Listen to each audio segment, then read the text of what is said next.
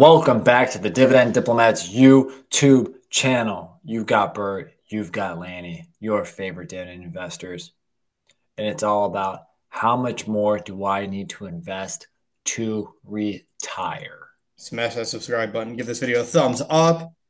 Guys, Lanny's figuring out what he needs to do to get to financial freedom, what he needs to do to retire early, what he needs to do to be able to hang it up and live off that passive income stream he has spent 15 plus years building. Guys, I've been investing for over 15 years, been thinking about this for closer to 20 years as well, getting there now. Just in between that 18 to 20 year range is kind of when a lot of this hit me. And, been really going hard the last 10 years and been going as hard as possible, probably the last 5 years, especially with the automation. You know, how much dividend income do I think I might need to say, okay, nothing else, all the other stress, work, all that stuff doesn't matter because I have this. I could be free. I could live a pretty much a traditional lifestyle that we have. Very simple here, Northeast Ohio, guys. You know, if you know, if you know. Um, and I think 50,000 is the number. I think we would be just fine with $50,000 in dividend income. And Bert and community out there, we're currently at about $30,500 in forward dividend income, guys. Building our own passive income stream, saving relentlessly, working our tails off, side hustling, doing extra things just to earn extra dollars to buy ETFs, dividend stocks. You know what? You've been following Bert. You've been following us for years, over a decade, some of you guys. And it hasn't been easy, but nothing's supposed to be easy. No, that's right. And that's $50,000 in your taxable account here, Lanny. That's right. We're not talking 50,000 across all your accounts, your retirement accounts. It's 50,000 in your taxable account that you could access and use to live off of every single day. Yeah, exactly. And Bert, if 50,000 is the goal, and if I'm at 30 and a half, what's my gap? 19,500. So it's a pretty sizable gap to say the least, but there are some benefits, and we're going to go through the numbers here. There are some benefits to being able to close that gap in while you're sitting at a current dividend income of 30,500 that you wouldn't necessarily have if you were just starting over. So you'll see that when we start breaking down the math here in a second. No, exactly, Bert. And if you are new to dividend investing, the power of dividend reinvestment is real. The power of dividend growth is real. My portfolio currently yields on the taxable side 3.11%. And again, my wife and I, we save a ton of money, 60 to 80% some months, most months. We are a dual working household. We probably can save and invest approximately 60,000 a year. I call it about 5,000 a month into the taxable account. Really need to go and check to see how we've been doing. But let's say that we're doing 60,000. So now the goal is how long will it take of me doing that, of us doing that here in the Laney household to cross that $50,000? So we're going to break it down year by year. Bert, pretty simple stuff, right? Yeah, Simple, right? yeah, that's right. So the first, again, it's $60,000 investing at an average yield of 3.11%. Let's say you hit your average, you reinvest at your current portfolio average, that produces an additional $1,866 of dividend income. But again, DRIP is turned on for this. So you're reinvesting those dividends. And when you do reinvest those dividends, you buy more shares, and those shares produce more forward dividend income. So you're building the snowball through that dividend Please reinvestment. no dividend cuts. Yeah, please no dividend cuts. So that let's just say you yeah, when you start building in the math to that, Lanny, $1,866 forward income from investing 60,000, but you're taking that $30,500 base you already have, reinvesting those dividends that you're earning over the year at 3.11% yield. That drip alone, Lanny, is going to produce $948.55 in dividend income. in year one. And that's drip. Yeah. Now, if my average dividend growth rate as well is at 5.5%, that means more than likely that $30,500 that I have coming is going to grow by itself at 5.5%. So that adds another $1,677.50. Yeah.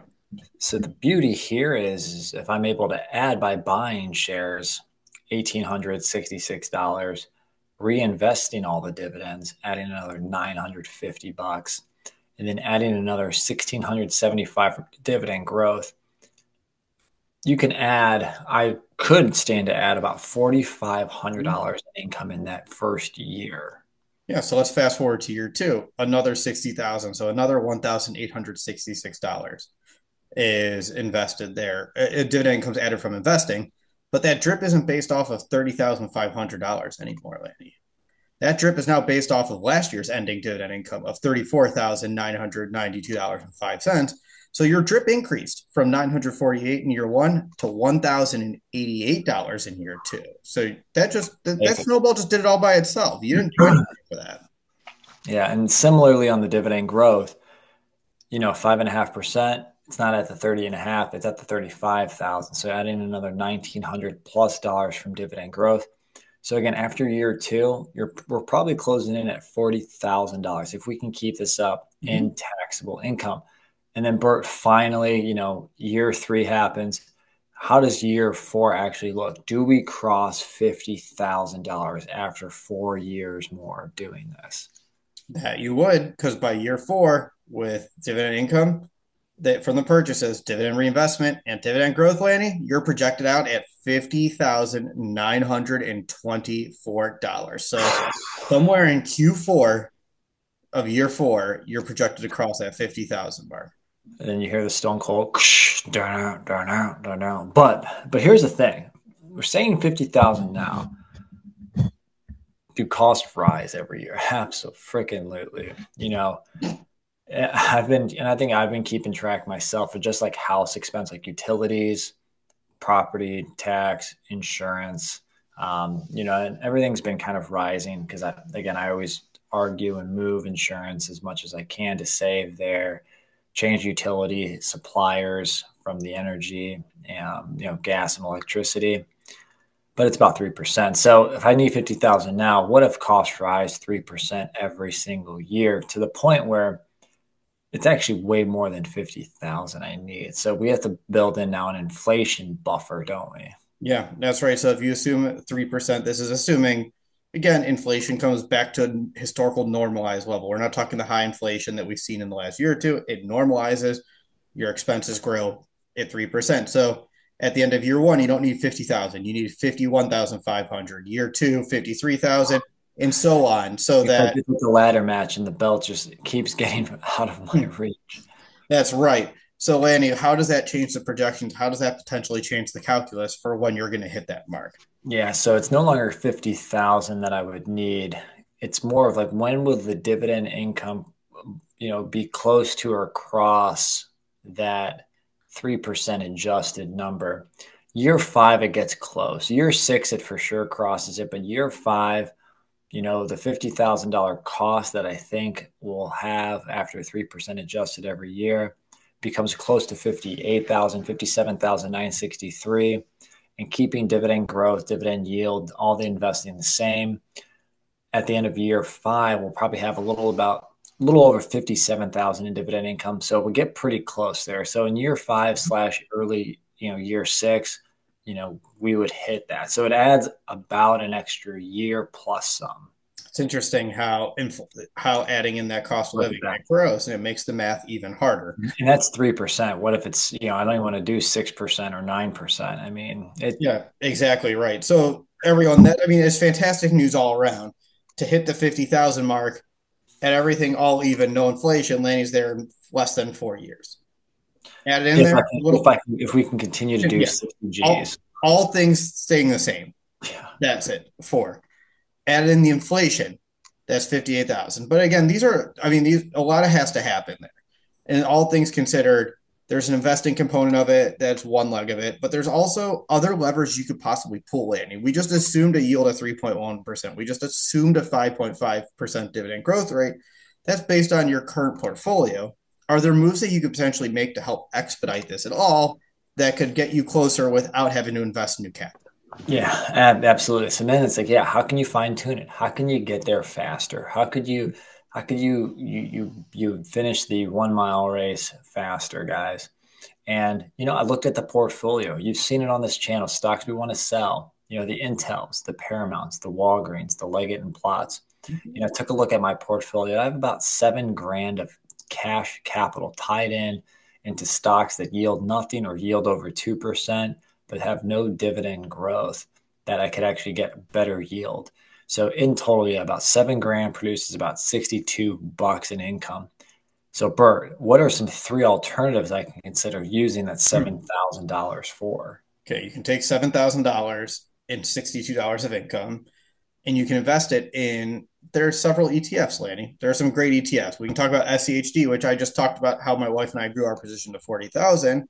There's the SEHD component of it that yields about 4% right now, maybe a little bit higher depending on the price, but you can turn that terribly low yield, that blended yield of, I'm pulling up the math here, 62 divided by 7,000, that blended yield of below 1%. You can turn that into 4%, squeeze a little bit more, move it into an ETF. Sorry, I'm fumbling a little bit, guys. Move it into an ETF that produces $288 of income versus 62. So you can pick up $215 annual income just like that. Sorry, I am fumbling. I'm going to drink some water while Andy talks about some of his other options. Yeah. So there's an option right there. Adding a couple $100, closing the gap just a little bit, or I can close the gap a lot of it. I can go into, the high income ETFs, aka the option ETFs of JEPQ and JEPE. JEPQ is 11.5% yield. JEPE is about 8% yield. So I can go from having $62 in income to over 800 with JEPQ or to over 560 with JEPE. So really improving anywhere from $498 to $739 in Yeah. additional passive income, really jolting that up.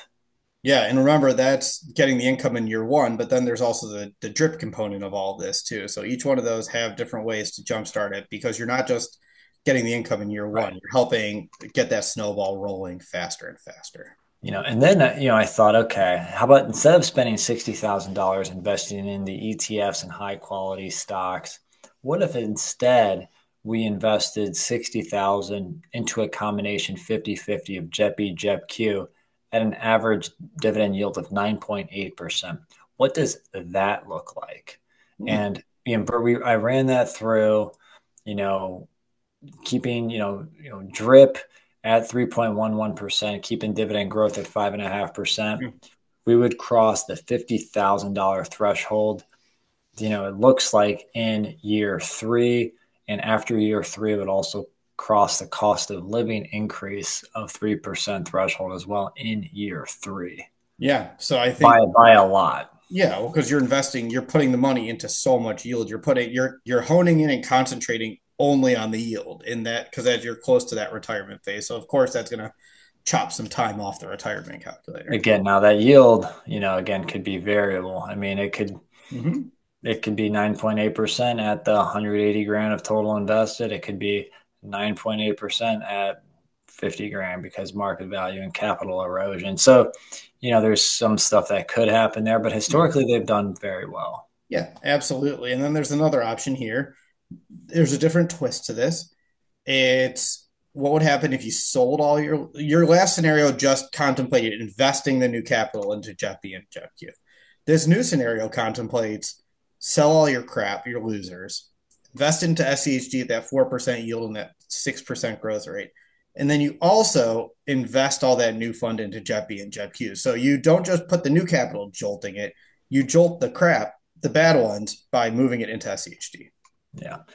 And thinking that that extra few $100 in dividend income from SHD would move the needle, it still keeps it in that year three range, pads it a little bit extra. So still at year three, it would cross the 50,000 plus over, exceed the cost of living rise of 3%.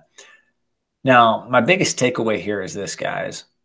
I could sacrifice potential quality, potential dividend growth, and get there maybe 2 years, maybe 2.5 years sooner with JetB JetQ, or it looks like a 5 year picture, a roadmap to get there is probably in that 5 year horizon, all things being equal. Mhm. 3% cost of living, drip at five, or at 3.11% dividend growth at 5.5%. And if I can invest somehow 60 grand a year. Yeah. So three to 5 years is what it looks like. Yeah, and that's fantastic. That's amazing. It's been a decade plus of hard work, um, relentless, aggressive pursuit of financial freedom, and you're seeing it get Ruthless aggression, yeah, WWE. relentless aggression. I definitely was giving a little tribute to WWE for all you WWE fans out there. It's fantastic. So that's a roadmap, guys. This is something that is doable. It's hard as hell to Yeah, do this. absolutely. Again, keeping cost in check. Again, throw in a new house, throw in a move, and this probably just blows right out the window, and it could triple the time. Yeah. But again, I've always had the fun goal of getting to $50,000 in passive income from dividend income, and it looks like it could happen within about 4 to 5 years. All right, everyone, throw your comment section below. Let us know your thoughts on Lanny's 3 to 5 year roadmap based on everything that's going on today and all the circumstances right now. If you haven't already, subscribe to the channel, give this video a thumbs up. And what do we need to tell these diplomaniacs out there? You listen up, jabronis. You're either with us or you're against us, Jack. That was Bert the Herd and Lanny from the Dividend Diplomats. Over and out.